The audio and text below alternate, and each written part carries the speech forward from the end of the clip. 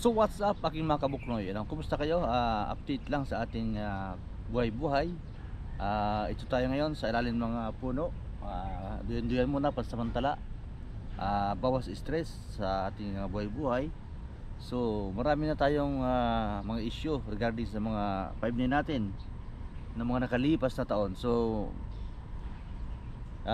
nanahimik tayo at naglaylo muna tayo sa ating social media account. Lalo na ngayon, medyo may nakakalungkot tayong balita na ang aking Facebook page na Buknoy TV, kaakibat ng aking Facebook account ay hindi ko na ma-open. Kadahilan ng bigyan siya ng logout, so hindi ko na ma-login. Humihingi ng code, backup code, so nakalimutan ko na ang lahat ng mga hinihingi.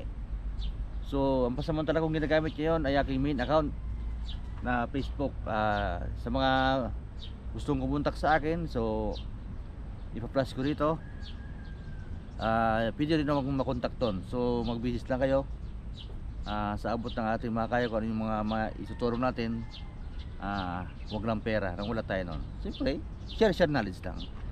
Nanahimik tayo sa ating social media account sapagkat napansin ko na rin naman marami naman tayo mga tropa ng mga 5-9 na nagsishare ng kanilang knowledge, good vibes. So masaya tayo doon kahit paano dumandaming mga tropang 5-9 ng mga nagbablog at nagsishare ng kanilang knowledge at mga good vibes. So salute. So subukan ulit natin bumalik sa ating YouTube channel at patuloy akong magpapasalamat sa mga nag-stay na 5-9 na kabuknoy na hindi umalis at natili sa ating YouTube na ito. Thank you at salute. Ito muna tayo, nag-update lang sa ating daily life. Sa ngayon, dito tayo ngayon, relax sa ilalim ng puno. Since mainit, tamang pahangin lang muna tayo sa ngayon. So soon, maggagawa ulit tayo ng video.